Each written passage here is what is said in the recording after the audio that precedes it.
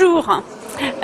Alors je vous présente donc un jeune agriculteur qui a développé une innovation sur son exploitation.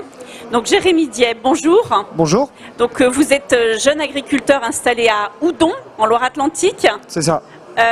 Et alors depuis quand êtes-vous installé et puis décrivez-nous un peu votre exploitation. Alors moi je me suis installé en juillet 2018. Donc c'est tout récent. C'est ça, il y a 6 mois. Et j'ai créé un élevage porc biologique de 60 truies. D'accord. Et donc, vous avez repris une ferme familiale? Alors non, moi j'ai racheté une exploitation qui n'était pas du tout en production biologique et en production porc d'autant plus. C'était une exploitation qui était en vache laitière et en poulet label, en conventionnel. Donc j'ai racheté l'exploitation en juillet 2018. J'ai transformé la totalité des bâtiments, donc les 2 poulaillers label plus les stabilisations qui étaient prévues pour les vaches, pour faire justement la partie maternité, donc la partie gestation, truie, la maternité et dans le deuxième poulailler, partie post-sevrage, donc les cochons de 12 à 60 kg. Mais c'est pas compliqué de transformer un bâtiment donc pour les vaches laitières et pour les volailles pour la production de porc?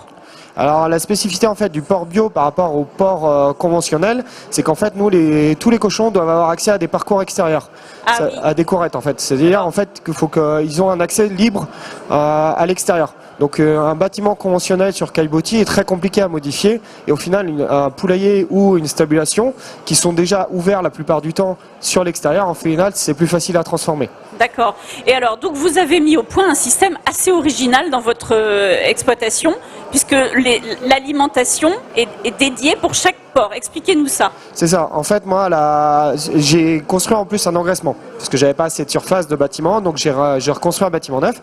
Et dans ce bâtiment-là, au final, moi, je voulais un système, on va dire, individualisé pour chaque animal. Donc moi, tous les cochons sont bouclés à la naissance, donc avec une puce RFID, un peu comme les vêtements, en fait, les badges anti-vol.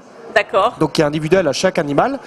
Et une fois arrivé en engraissement, en fait, si on veut, tous les cochons sont identifiés, pesés quotidiennement, donc plusieurs fois par jour.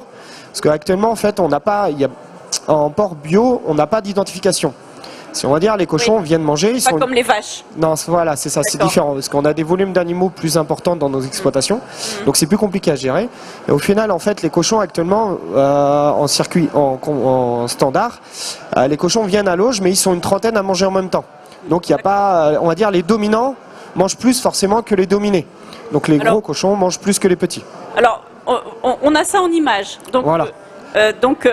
Au niveau des... Alors en fait les cochons, donc moi ils ont tous une boucle. Et en fait ici on peut voir que les cochons rentrent dans un... Alors ça paraît un peu barbare, mais c'est juste une cage où que le cochon est identifié, il est pesé. Et en fonction de différents critères, donc soit il a le droit, s'il a déjà mangé, donc il retourne vers la zone de vie. S'il n'a pas mangé, il a le droit d'accéder à la zone de vie. Donc la zone de vie 1 et la zone d'alimentation 1 et la zone d'alimentation 2. D'accord.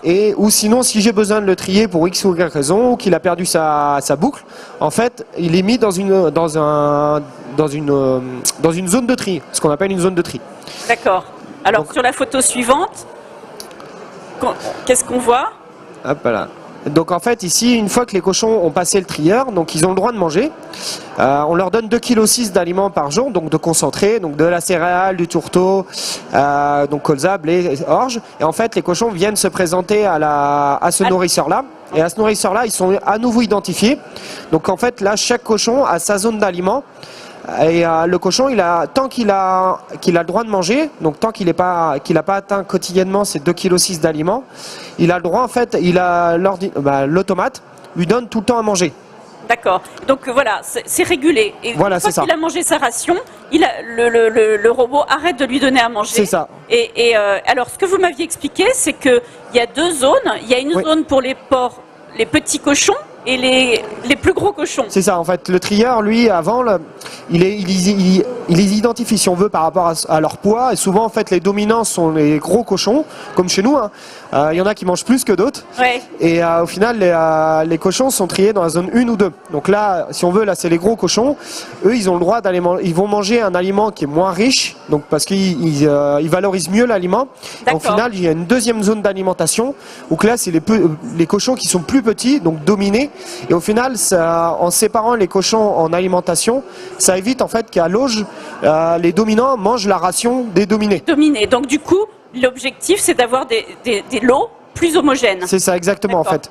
Ça permet de rattraper les petits, en fait, rattrapent naturellement parce qu'ils ont le droit de manger la totalité de leur ration. On va dire, les dominés ne leur volent pas leur ration quotidienne. D'accord. Alors sur l'image suivante, en fait, on voit que les porcs bio, ils ont un espace quand même assez grand disponible. C'est ça. Aller à l'extérieur. Alors en fait, si on va dire, voilà, sur cette photo-là, on voit ça, c'est la zone intérieure.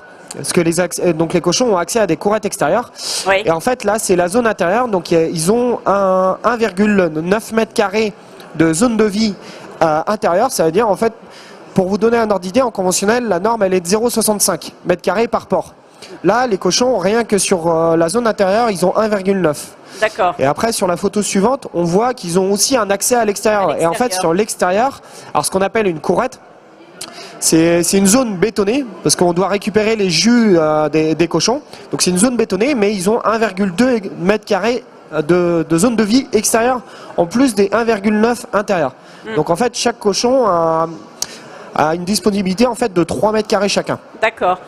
Eh bien, écoutez, merci beaucoup pour toutes ces explications, et puis bonne continuation avec vos porcs bio et votre élevage. Merci. Merci à vous, bonne journée.